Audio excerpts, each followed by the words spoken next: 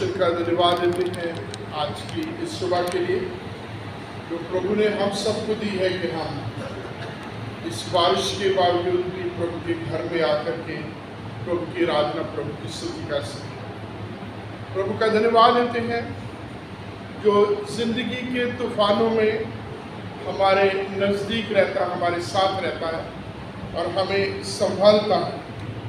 मत्ती रचित सुसमाचार उसका 14वां अध्याय और उसके 22 वचन से लेकर 33 वचनों तक पढ़ा गया है। और ये वचन,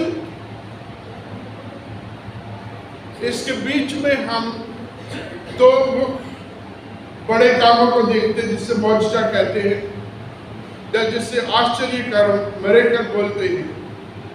पहला, प्रभु यीशु मसीह पानी के ऊपर चलते हैं और दूसरा, प्रभु यीशु मसीह का चेला पतरस पानी के ऊपर चलता है। इससे पहले जब हम आज के इस पैसेज को पढ़ते हैं तो परमेश्वर के वचन में पढ़ते हैं कि प्रभु यीशु मसीह ने बरनबास अपने चेलों को किश्ती पर बैठने के लिए और आगे झील को पार करके जाने के लिए कहा। अक्सर जब प्रभु यीशु मसीह के कामों को देखते हैं, प्रभु यीशु मसीह के चेले प्रभु यीशु मसीह के हमेशा साथ रहते हैं। प्रभु यीशु मसीह अपने चेलों के साथ रहते हैं। प्रभु यीशु मसीह अपने चेलों को साथ लेकर के आगे प्रार्थना के लिए जाते हैं। वो जहां भी प्रभु यीशु मसीह गए अपने चेलों को साथ लेके गए। उसके बाद हम देखते हैं प्रभु यीशु मसीह 3 चेलों को लेकर अंदर तक जाकर के प्रार्थना करते हैं और बड़े बड़े कार्य होते हैं। लेकिन ये एक ऐसी जगह है जहाँ प्रभु यीशु मसीह के बारे में 22 वचन देखेंगे तो इसमें लिखा है उसने उनको जबरदस्ती उनको कंपेल किया कि उस जगह को छोड़कर किसी पर बैठ करके वो आगे पहुंचे। और आप इसका अगर हवाला देखेंगे तो वो है यूहन्ना उसका 6 अध्याय और उसमें हम देखते हैं जी ने इससे पिछली घटना में 5000 लोगों को खाना खिलाया जो मात्र 2 रोटी और 5 मछली थी। और जब इतना बड़ा मौजज़ा उन लोगों के बीच में आया, उनके बीच में किया गया, तो यूहन्ना ने अपनी इंजील में लिखा उसके 6 अध्याय में कि वो प्रभु यीशु मसीह को राजा बनाना चाहते थे। और प्रभु यीशु मसीह को वो प्रभु यीशु मसीह के प्रति वो इतने प्रभावित थे, प्रभु यीशु मसीह को वो उसी समय राजा बनाना चाहते थे। और प्रभु यीशु मसीह ने अपने चेलों को उस जगह से आगे जाने के लिए कहा, उस जगह से निकल जाने के लिए जो है मजबूर किया तो किसी में बैठ करके आगे जाए। क्योंकि प्रभु यीशु मसीह को इस समय हालात का पता था कि भीड़ जो है लगभग 5000 आदमी है, औरतें भी होंगी और उसके साथ बच्चे भी होंगे, जिनकी गिनती केवल पुरुषों की 5000 की है। और जिन्होंने अभी खाना खाया है वो प्रभु यीशु मसीह को अपना उद्धारकर्ता, एक अपना राजा, अपने तमाम जो है आशीषों का दाता और वो मसीहा जिसका सदियों से इंतजार किया जा रहा है, जिसके बारे में भविष्यवाणी की गई है, प्रभु यीशु मसीह में देख रहे हैं।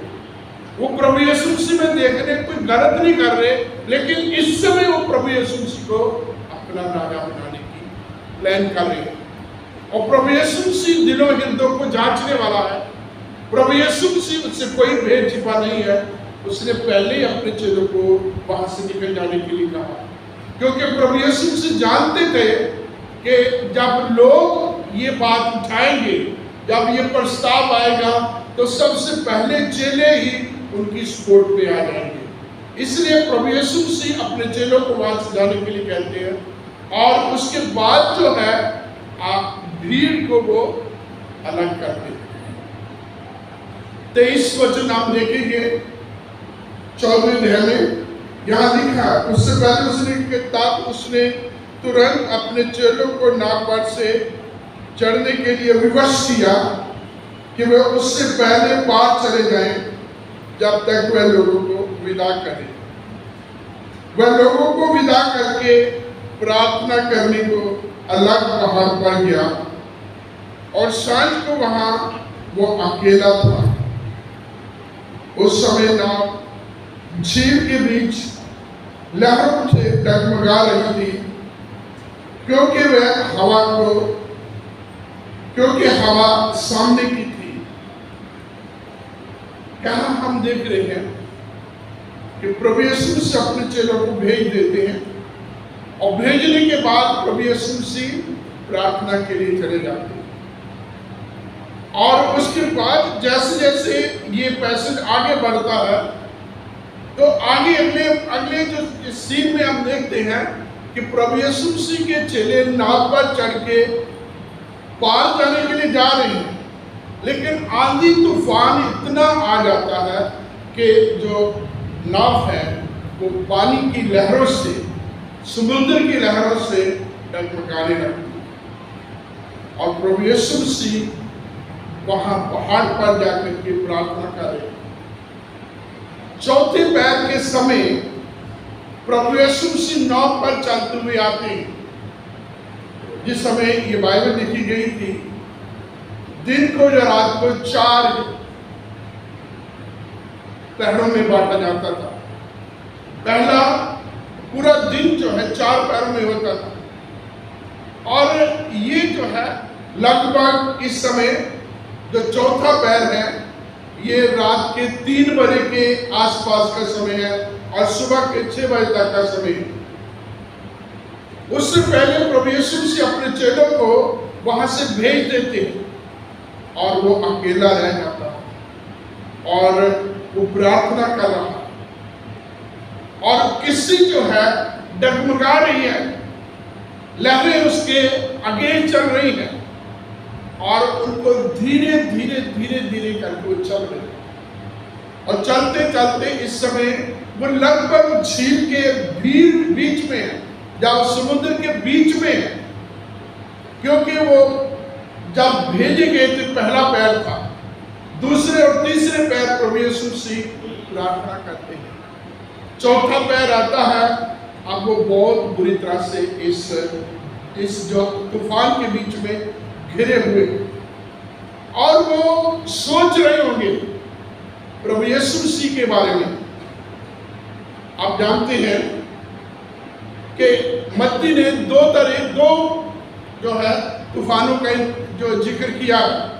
इससे पहले हम पहले वाले हिस्सों में देखते हैं कि आंधी तूफान आया और उस समय प्रभु यीशु मसीह चेलों के साथ थे। उस समय प्रभु यीशु मसीह झील में थे और पीछे वाली साइड में आराम कर रहे। अचानक झील में तूफान उठता है और चेले प्रभु यीशु मसीह को पुकारते हैं। प्रभु यीशु मसीह को पुकार के ये कह रहे हैं कि हमें बचा। और वचन में लिखा है कि प्रभु यीशु मसीह एकदम से उठा और आंधी तूफान को डांटा और एकदम से शांति हो गई। और इस समय चेले प्रभु यीशु मसीह को इस कार्य को देखकर, प्रभु यीशु मसीह के इस बड़े कार्य को देखकर आश्चर्यचकित हैं। प्रभु यीशु मसीह के बारे में कल्पना कर रहे, सोच रहे हैं ये कैसा मनुष्य है, आंधी तूफान भी इसके वश में, कंट्रोल में। ये आंधी तूफान को डांटता है तो शांत हो जाती है। वो हैरान है प्रभु यीशु मसीह के इस कार्य में। पहला तूफान प्रभु यीशु मसीह अपने चेलों के साथ, और ये दूसरा तूफान है जिसके बारे में अभी हम पढ़ रहे हैं, प्रभु यीशु मसीह अपने चेलों के साथ में। और हो सकता है चेले मेरे और आपकी तरह सोच रहे होंगे, उस पीछे वाले तूफान को याद कर रहे होंगे कि काश आज प्रभु यीशु मसीह हमारे साथ होते तो इस तूफान को शांत कर सकते थे। होता है ना, बहुत बार हम बीती घटनाओं के बारे में याद करते हैं, बहुत बार हम उन कामों को याद करते, उन व्यक्तियों को याद करते हैं, काश वो होता, अगर वो होता, यदि वो होता या होती तो ये काम संभव था, ये काम वो कर सकती थी, ये कर सकता था। चेले भी ऐसे सोच रहे होंगे अपने मनोमन। लेकिन झील में पानी इतनी तेजी से उनको जो है रोक रहा था कि वो डगमगा रहे, वो आगे चलने में उनको जो है बड़ी दिक्कत हो रही थी। और आधी रात का समय प्रभु यीशु मसीह उनकी तरफ आ रहे हैं, और जब प्रभु यीशु मसीह उनकी तरफ आ रहे हैं तो पवित्र वचन में लिखा प्रभु यीशु मसीह को देखकर वो घबरा गए, प्रभु यीशु मसीह को देख करके वो डर गए और चिल्ला के कहा ये कोई भूत है। अब देखिए प्रभु यीशु मसीह को क्या वो पहचान नहीं पा रहे थे, प्रभु यीशु मसीह को क्या कभी उन्होंने देखा नहीं था। क्या वजह थी कि वो प्रभु यीशु मसीह को पहचानने से जो है इस समय असमर्थी थे। पहला हमें इसके ऊपर देखना है कि जैसे वो नाव के बीच में चले, नाव में आगे जो चल रहे हैं तो आंधी से घिरे हुए, झील जब आंधी तूफान जो है उसके पानी से वो डगमगा रही उनकी किस्ती, और उनको आगे चलने में बड़ी दिक्कत हो रही है। और पहला पैर निकल गया, दूसरा पैर निकल गया, तीसरा पैर निकल गया, चौथा पैर आ गया, और अभी तक वो स्ट्रगल कर रही है, अभी तक वो उनकी कश्ती डावाडोल हो रही है, डगमगा रही है। और उस बीच में उनकी ये सोच है कि वो उनको जो है दुष्ट आत्मा के वो इस समय पोजेशन में, उनके चारों तरफ जो है माहौल जो है इस समय खराब है, दुष्ट आत्मा का जो है यहाँ ताकत है। एक ऐसा एरिया है, ऐसे इलाके से हम निकल रहे हैं यहाँ इविल स्पिरिट का ज्यादा जोर है। और प्रभु यीशु मसीह जब सामने से आ रहे हैं, प्रभु यीशु मसीह को देख करके उनके दिमाग में प्रभु यीशु मसीह नहीं आ रहे, उनके दिमाग में उनका हालात है जिसके बीच में वो घिरे हुए हैं, क्योंकि पिछले 2 पैरों में वो अभी तक इसमें वो फंसे हुए हैं। और ये हालात प्रभु यीशु मसीह आगे से आ रहे हैं और उनकी उम्मीद से बाहर प्रभु यीशु मसीह को पहचानना उनकी समझ से बाहर। प्रभु यीशु मसीह जब आ रहे हैं तो प्रभु यीशु मसीह को देख करके वो चिल्ला के कहते हैं ये भूत है। और जब जिंदगी में, दुनिया में, हमारे जीवन में आंधी तूफान उठते हैं, जब हम डावाडोल हो जाते हैं, डगमगा जाते हैं, जब हम डूबने लगते हैं, तो प्रभु यीशु मसीह के लिए दूरी और पास, क्योंकि वो दूर और पास का परमेश्वर है, वो उनके पास आकर के उनको शांति देता है। हिम्मत बांधो, मैं हूं, ढांढस बांधो, मैं हूं, डरो मत। और ऐसे समय में जब उसने ये कहा कि ढांढस बांधो, मैं हूं, तो एक चेला क्या कहता है, हे प्रभु यदि तू है तो मुझे भी अपनी तरह पानी पर चलने की सामर्थ दे।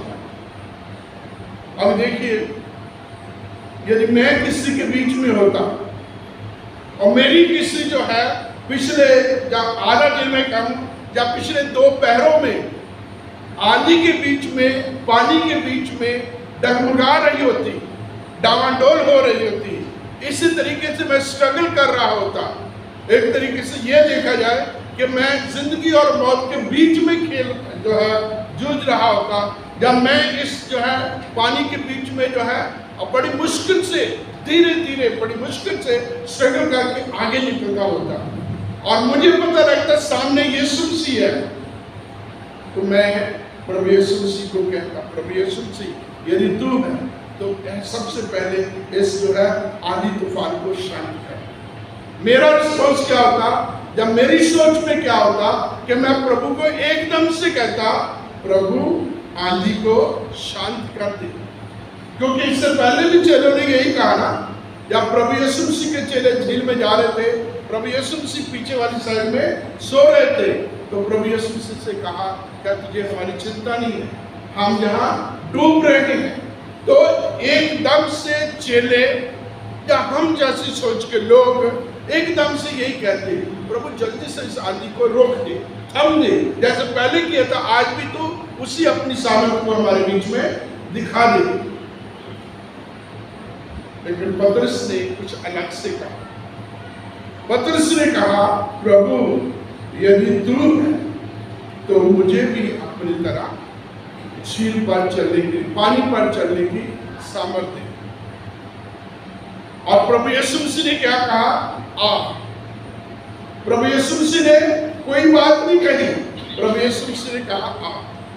और यहाँ प्रभु यीशु मसीह के बारे में हम एक चीज जानते हैं, जब प्रभु यीशु मसीह कुछ करने के लिए कहता तो वो अपनी सामर्थ भी देता, अपनी बुद्धि भी देता, अपना ज्ञान भी देता है, और वो एक हमें ढंग और तरीका भी देता।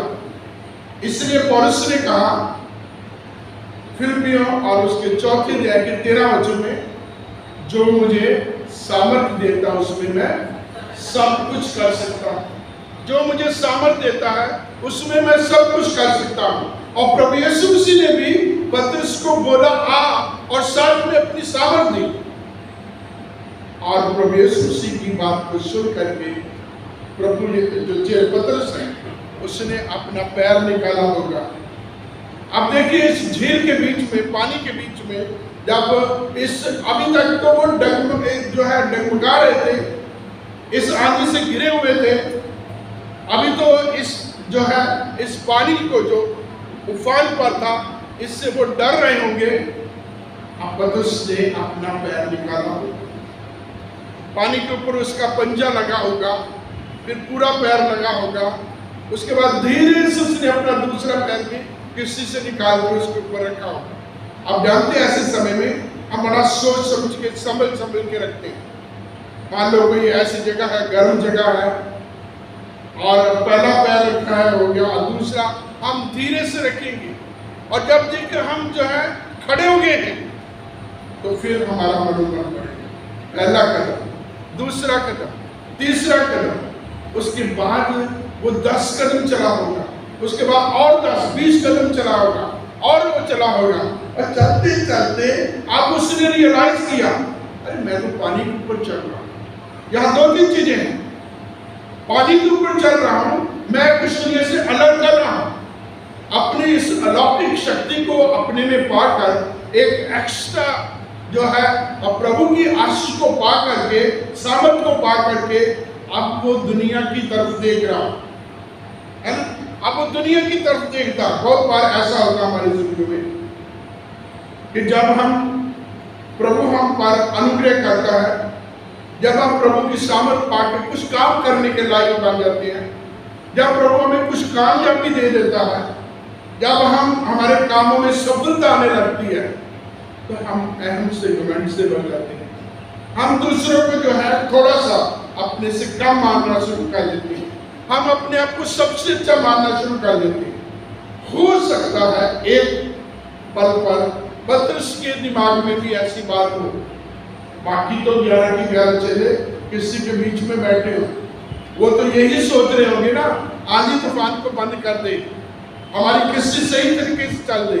लेकिन मैं तो किसी से भी बाहर आ गया, मैं तो मरा नहीं, मैं तो डूबा नहीं, मैं तो चल रहा, मैं तो अपने प्रभु के बराबर आ गया।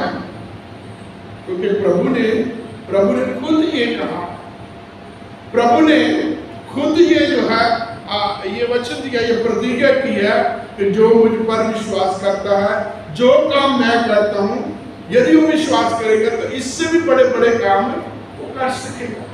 ये प्रभु ने उसे सामर्थ दी है, और पानी के ऊपर वो चल रहा है। लेकिन पानी के ऊपर चलता चलता वो दुनिया की तरफ देखता है। पहली चीज घमंड आ गया। पहली चीज वो दुनिया को, बाकी लोगों को, अपने साथियों को अपने से कम मानता, उनसे अपने आप को ज्यादा पावरफुल मान रहा, ज्यादा कैरिस्मेटिक मानता, अपने आप को ज्यादा स्पिरिचुअल समझ बैठा। और उसके अगले पल में आप देखिए कि वो डूबने लगता। दूसरी चीज कि जब तक हमारा ध्यान, हमारा विश्वास, हमारी कंसंट्रेशन, हमारा निर्भर होना प्रभु के ऊपर रहता, तब तक दुनिया की कोई चीज हमें हिला नहीं सकती। लेकिन जैसे हम दुनिया को देखते हैं, जैसे हम प्रभु से अलग होकर दूसरों की ओर देखते हैं, क्योंकि प्रभु के पवित्र वचन में कहते हैं कि मुझसे अलग होकर के तुम कुछ भी नहीं करते। यूहन्ना 15 में कहा गया है ना, वहां एक दाखलता का, एक डाली का जिक्र किया गया कि डाली यदि उसमें बनी रहती तो बढ़ती है, फूलती है, फलवंत होती है। और अगर एक विश्वासी प्रभु में बना रहता है तो कामयाब होता है, वो भी बढ़ता है, वो भी जो है कैरिस्मेटिक पर्सनैलिटी परिपूर्ण हो जाता है। लेकिन जब हम दुनिया की तरफ देखते हैं तो हम डामाडोल हो जाते हैं। दुनिया को देखा, उन लाभों को देखा, तमाम और चकाचौंध को देखा और वो डूबने लगा। और फिर उसने प्रभु को छुड़ा किया, प्रभु मुझे बचा। और प्रभु ने क्या कहा? हमारे जैसा कोई होता ना, हम एक डांट तो जरूर लगाते हैं, पहले तो पंगेबाजी कर दिया, मुझे कह रहा, लेकिन प्रभु ने ऐसा नहीं किया। The moment he said save your Lord, immediately the Lord x tends his hand. उसी समय प्रभु ने अपना हाथ बचा के उसे थाम लिया। प्रभु जिंदगी के हर आंधी तूफान में अपने लोगों के साथ था। जिस समय हम प्रभु को पुकारते हैं उसी समय प्रभु अपने हाथ, अपने बाजू फैला देता है। अभी आप जरा कल्पना कीजिए कि प्रभु यीशु उसी जगह, जिस जगह थे, और इधर पतरस किसी से काफी आगे निकल चुका होगा, और जिस जगह पर प्रभु यीशु मसीह थे, क्या वो इतने ही एक हाथ के बराबर ही था? अगर हाथ के बराबर होता तो डूब भी रहा होता तो उसको तो डरने की कोई जरूरत नहीं थी। वो खुद ही प्रभु के ऐसे पकड़ सकता था, प्रभु के कपड़े को पकड़ सकता था। थोड़ा सोचिए वो कितनी दूरी पर होगा प्रभु यीशु मसीह में, और उसमें कितना फासला होगा जो डूबते समय प्रभु को चलाने लगा। और दूरी होगी, काफी लंबी दूरी होगी। और क्योंकि एक और आप इसमें आप सोचिए, जब प्रभु यीशु मसीह ने इनको झील में किसी में बैठ के जाने के लिए कहा, तब से लेकर अब तक बहुत समय हो गया। प्रभु यीशु मसीह भीड़ को विदा करके प्रार्थना करने के लिए चलते। पहला पैर, दूसरा पैर, तीसरा पैर हो गया, और अब चौथे पैर के समय जब जो है किसी जो है झील के बीच में डामाडोल हो रही है, डगमगा रही है, बहुत स्ट्रगल है इनका, प्रभु चौथे पैर है ना, दिन की सुबह के भोर के समय प्रभु यीशु मसीह की तरफ आ रहे हैं, और उस बीच में किसी बहुत आगे बढ़ चुकी होगी, किसी बिल्कुल जो है बीच में पहुंच गई होगी, और किनारा बहुत दूर होगा, है ना। तो प्रभु यीशु मसीह भी आगे, जब इसके बीच में कितना फर्क होगा, ना तो ये झील की तरफ वापस आ सकता है, ना प्रभु की तरफ आगे जा पा रहा है। रुकावट आ गई है और ये डूबने लगा है, और प्रभु को पुकारा है, क्योंकि परमेश्वर का पवित्र वचन कहता है प्रभु का हाथ इतना छोटा नहीं है कि वो बचा ना सके। यहाँ ये वचन भी पूरा हो रहा है कि पतरस कितनी भी दूरी पर था, कितना भी नीचे जा रहा था, प्रभु ने अपना हाथ बढ़ा करके इससे बचा दिया। यहाँ पतरस को लेकर एक और बड़ी बात आती है। पहली चीज तो पतरस के बारे में आप जानते हैं कि वो जल्दबाज सा, एकदम से रिएक्शन करता था। कोई भी बात होती तो एकदम से सबसे पहले उसी की बात होती थी। और यहाँ भी किसी के बीच में, आंधी तूफान के बीच में या फंसे होने के बावजूद भी उसने कुछ नहीं सोचा, बचने बचाने के बारे में कुछ नहीं सोचा, आंधी तूफान को थामने के बारे में नहीं सोचा। एकदम से बोला प्रभु यदि तू है तो मुझे भी अपनी तरह पानी पर चलने की सामर्थ्य दे। एकदम से जल्दबाजी में उसने सोचा, और जब वो चल रहा है तो आगे उसे क्या चाहिए था कि प्रभु की ओर ताकता है, प्रभु में बना रहता, क्योंकि प्रभु से अलग होकर के कोई भी कुछ नहीं कर सकता। हम भी प्रभु के बिना कुछ भी नहीं कर सकते। तो ये प्रभु की तरफ बढ़ता बढ़ता डूबने लगा, और प्रभु को पुकार के कहा प्रभु मुझे बचा। प्रभु ने अपना हाथ बढ़ाया, प्रभु ने इसे थाम लिया और जब शांति हो गई तो चेले सोच रहे होंगे प्रभु ने हमें इस प्रकार क्यों किया। क्या प्रभु हमें जरूरी था भेजना, या प्रभु पहले पैर दूसरे पैर तीसरे पैर नहीं आ सकता था? प्रभु अभी आखिरी टाइम पर ही क्यों आया, चौथे पैर ही क्यों आया? तो प्रभु बहुत बार हमारी जिंदगियों में ऐसे माहौल बनाता ताकि हम कुछ सीख सकें। यदि ये आंधी तूफान ना आया होता, पतरस ने इससे सीखा, एडवेंचर था पतरस के लिए कि ये आंधी तूफान आना और उसके बाद वो पानी पर चल रहा, प्रभु के ऊपर उसका विश्वास पड़ा कि प्रभु में होकर के वो कुछ भी कर सकता है। जैसे पौलुस ने कहा जो मुझे सामर्थ देता है उसमें मैं कुछ भी कर सकता हूँ। तो प्रभु जो हमें जब सामर्थ देते हैं हम भी प्रभु में होकर के कुछ भी कर सकते हैं। प्रभु की ओर ताकते रहना, प्रभु की ओर देखते रहना, प्रभु में बने रहना, प्रभु से अलग होना से होकर के हम कुछ भी नहीं कर सकते। इसलिए प्रभु में बने रहना हमारे लिए बहुत जरूरी है। और जब ये सब कुछ हो जाता है तो वचन में लिखा है प्रभु यीशु मसीह के चेले कहते वास्तव में तू परमेश्वर का पुत्र है। पहले तूफान में क्या कहा था? अगर तूफान वो भी था उसमें प्रभु ने बचाया, तो प्रभु चेले उससे भी क्या कहते हैं कि कैसा आदमी है ना, वो वहां आश्चर्य करने लगे। पहले तूफान में वो हैरान थे कि ये कैसा व्यक्ति है, आंधी तूफान भी इसका कहना मान रहे हैं। और जब यहाँ प्रभु ने बचा लिया है, आंधी तूफान को थाम दिया है, अब वो किसी के बीच में है, तो क्या कह रहे हैं? वास्तव में ये परमेश्वर का पुत्र। और इतना ही नहीं, उन्होंने उसकी वर्शिप की, आराधना, उसको दंडवत किया। और हम यहाँ देखते हैं कि जो विश्वास है उसमें परख होती है, अविश्वास में हमें बने रहना। जब हम विश्वास में बने रहते हैं तो प्रभु हमारे लिए नए नए आत्मिक तजुर्बों से हमें निकालता।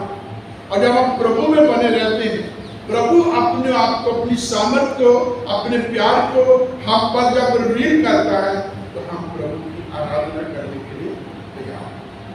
प्रभु हम सब पर अपना अनुग्रह करें।